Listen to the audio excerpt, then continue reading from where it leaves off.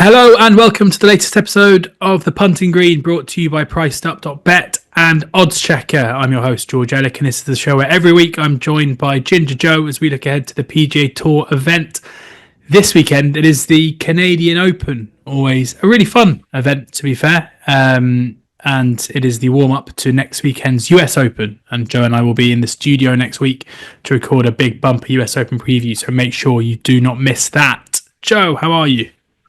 I am fine, George. Yeah, really looking forward to this week's tournament. It's one I've got a very good record in previous years. When I was doing my column for betting.co.uk 2 years ago, I put up 4 selections for the event. I put up Nick Taylor, Tommy Fleetwood, CT Pan and Aaron Rai, and they finished first, second, and then 2 and tied third. So probably my best result I've ever had for one single tournament is the Canadian. And I've got a 4-man squad, which we will get into, obviously, shortly. But look, we need a winner. Let's get back in the winners enclosure this week. Yeah, we've just had the memorial, and we saw Sepp Straka, who was your headline selection, finish in third. But this was yet another Scotty Shefflin procession, kind of similar in some ways to the USPGA win, where at times on Sunday it looked like it might be close, and then suddenly you blink and he's 4 shots clear and he's won it easy. Yeah. This is the difference between him and McIlroy, for example.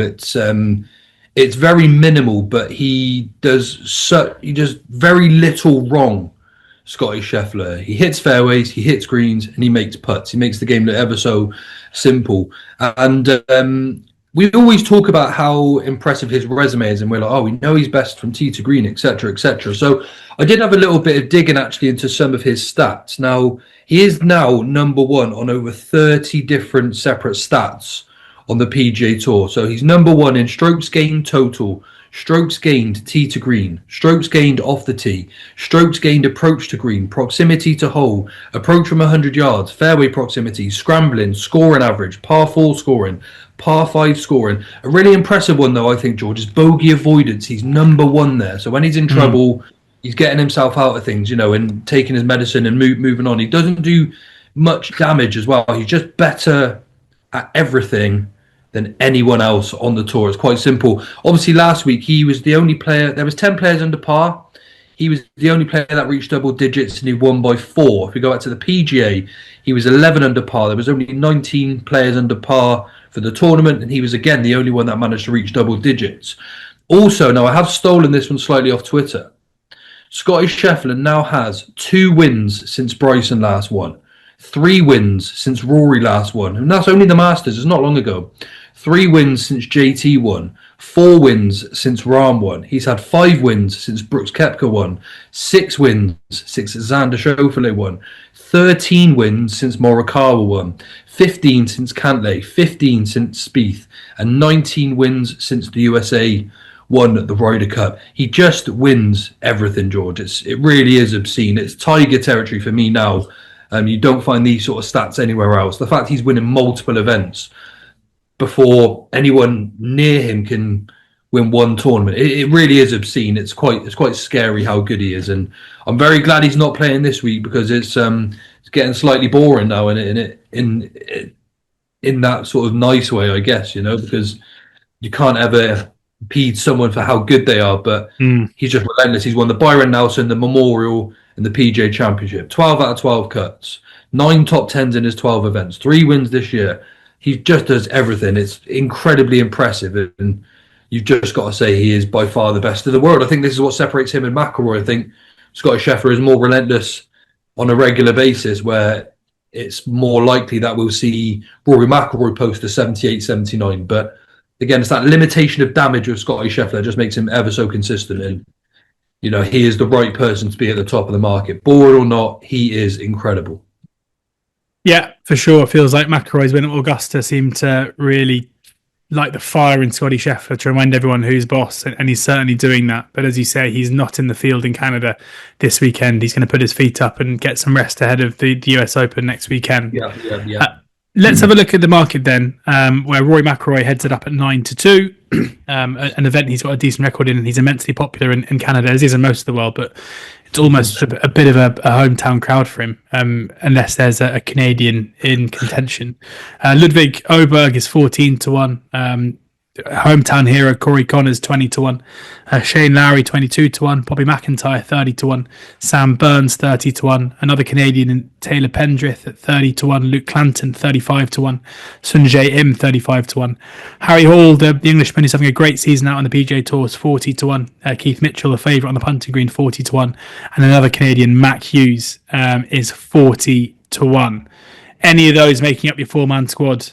Yes, we have one nearer the bottom of the market that you read out there. A couple of players at the top I wouldn't be interested in at the moment. Finally letting go of Ludwig Aberg and even sort of Victor Hovland. A couple of these players really are struggling out there to find their game, and they're inevitably too short simply due to the talent that they hold on a regular basis.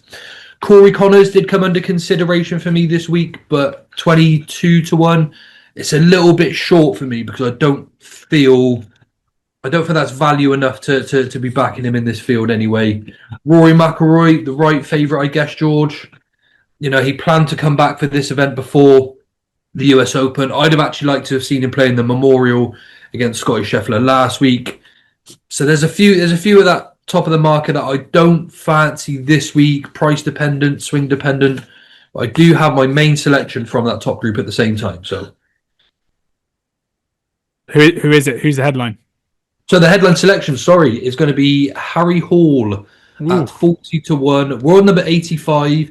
Probably the most appealing player this week across anywhere within this field. He only joined the PGA Tour in 2023. Broke his maiden in 2024 by winning the ISCO Championship when he won that 5-man playoff. And since then, he's genuinely really grown as a player too, especially with regards to consistency. He's actually put in some very notable stats as well. I'm not a massive stat man, but for example, on Harry Hall's putting, he has the second lowest putting average whilst hitting 65% of greens in regulation. So it's not like he's missing greens, getting up and down and putting a 1 putt on his scorecard. He's hitting plenty of greens and still sinking loads of putts. Fourth, strokes gained on putting. But then again, the stat I really like here, George, is that not only is he making putts and hitting a lot of greens, but he's fifth on 3-putt avoidance as well. So he's doing very, very little wrong. And he is now 248 holes without a 3-putt. Really, really impressive. Then if we have a look at his scoring, again, he's got the 6th highest birdie volume on the PGA Tour. Very, very appealing. But he is also 17th on the bogey avoidance as well. So he scores well, he limits damage, and these sort of contradicting stats are sort of what's making him really consistent, really. He scores well, but he limits all of the bad stuff too. 4th on par 4 scoring average, 13 overall scoring on the entirety of the tour, then 15th on strokes gained total, again over the entire tour through the golf bag. Some really big stats in there just showing where this consistency's come from. 3 top 10 in the 2025, only finished over par twice this season as well. So much to like about him. He's improved in his last 6 tournaments, finishing tied 49th, 33rd, tied 20th, 19th in the PGA, tied 6th in the Charles Schwab. I think 40-1 has to be a pretty tempting price considering he ticks all the boxes this week. 40-1 about Harry Hall. He's having a great season. The man from Cornwall, and what a PGA Tour win would do for his prospects of forcing his way into Ryder Cup contention as well, which I'm sure will be fully on his mind. Harry Hall 40-1. Who's next up? Next up, we're going to have Ryan Fox at 80-1. I've always thought a lot of Ryan Fox as a player, really classy.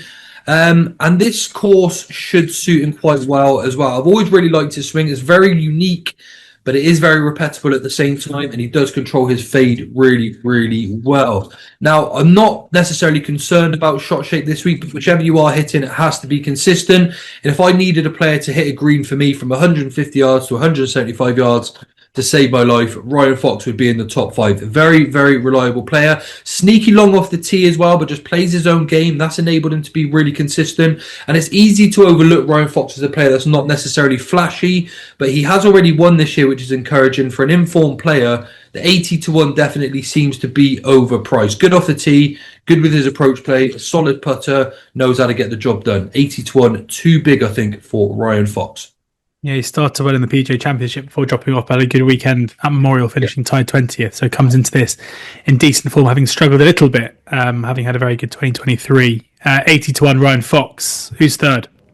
Similar price bracket, we have Raasmus Hoygard at 75-1. World number 63 has played really solid this year without necessarily making a massive impact on the leaderboards, but he has made 9 of those 12 cuts. So he's fairly consistent. His transition to the PGA Tour has been pretty smooth as well. He hasn't really forced anything. He's just taken it in his stride, giving himself that time to learn from the experience. And he's not very consistent off the tee, but round here at TPC Toronto on the North Course, there's actually quite a lot of room off the tee. It's open enough that he'll be there keeping his ball in the fairway. And with that emphasis being more on the iron play with the approach shots, well, all of his 5 wins on the DP World Tour actually came at iron-dominated courses where you need to move it left to right, right to left. That is generally when he hits the most greens. And this is the same this week at this sort of golf course. He likes to shape the ball well with his irons. This is the sort of course that he's going to enjoy. I expect him to hit a lot of greens, so I'd be really disappointed if he couldn't score well. He putts well enough here. Quite like him this week. I think 75-1 again, quite generous from Price Up Bet this week. Great stuff. Yeah, priced up have Raasmus Hoygard 75-1. All of these are fifth, sixth places are the each way terms here for the RBC Canadian Open. Who's the fourth and final selection for the 4-man squad? Well, I wanted one bomber on my side this week, George, because it is a long golf course. So we're going to side with Nicholas Norgard, the Norwegian, at 80-1. We're on number 103. Happy for my long hit to be Norgard this week because he's pretty consistent with it too. He is second in driving distance on the tour, effortlessly hitting 320-yard drives off the tee, no problem at all. Firing in with 126-mile-an-hour club speed, which is just obscene. He's actually number 1 on scoring average as well when it's converting your par 5s to birdies. He's also number 4 on the birdie average on tour as well. So it's really impressive the fact that he's able to score long holes and short holes.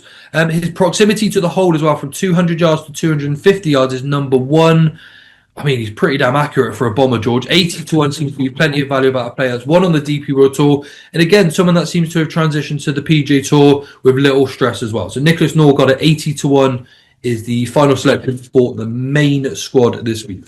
There we go. Main squads, 40-1 Harry Hall, Ryan Fox 80-1, Raasmus Hoygard is 75-1, and Nicholas Norgard 80-1. Any other business? What else you got for us? Yeah, so we've got 2 side bets for you, if you like. We're going to have a long shot today with Ben Coles at 250-1. He hasn't competed probably as much as he should, but if we're looking at players to suit golf courses, then he probably will suit here quite well. Like I said, it's wide enough off the fairway here off the tee, but he is still 4th in driving accuracy, so it's a pretty solid stat to have nonetheless. For a player, again, that's not necessarily competing, he is 23rd in the greens and regulation stats at 68%. He's gone from 55th up to 37th in the scoring average. He's gone from 57th to 23rd in the par 4 scoring average. And with your approach shots from 125 yards to 250, he is between 17th and 28th on the leaderboard. Again, this is an ever so consistent player that's probably going to break his maiden when we least expect it. The fact he's 250-1 at a course where his stats and his game plan seem to suit quite well, I think we can afford to have a small piece of that this week, George. We're going to try and find a long shot each week. So Ben Coles at 250-1 could well be the play for the long shot. Well, good news for you, Joe. He's 300-1. We're priced up. 300-1 about Ben Coles there, a bomber, an outsider there for Joe to make up a 5th player backing in the outright market. Any side bets? Any in the side markets? Yes, a very, very tempting bet actually for me here. Ryo Hisatsune is 5-1 this week to be top Asian, and I think that is a big, big price. I will actually have quite a sizable punt on that myself. Of course, gamble responsibly, but I am quite tempted here to get stuck into the 5-1. So in the market, he has to beat Sungjae Im, who isn't hitting his irons well. Kevin Yu, not playing well at all. Tom Kim, very much out of sorts. Rico Hoey is an interesting player as well. Number 1 ball striker. Number 1 driving total shots gained, but he is 1 from last in the putting stats. He's very good from tee to green, but he seems to really fall apart when it gets to the greens. Ryo Hisatsune, though, is 5-1 to beat these 4 players. I think it's massive. Drives the ball well, strikes the ball well, scores well, putts well, getting better week on week. I cannot believe he's 5-1. I think he should be favourite in this market to be the top Asian this week, especially on the basis that there's no Hideki Matsuyama in the field this week as well. So although he's one of my side bets, he will be one of my stronger bets this week. Ryo Hisatsune 5-1 to be the top Asian. Yeah, the 22-year-old who's absolutely flying on the PGA Tour. Ryo Hitsatsune feels like he's going to be a player that will see the top end of that top Asian market regularly going forwards. Great stuff. Cheers, Joe, for sharing your tips, thoughts, and selections ahead of the RBC Canadian Open.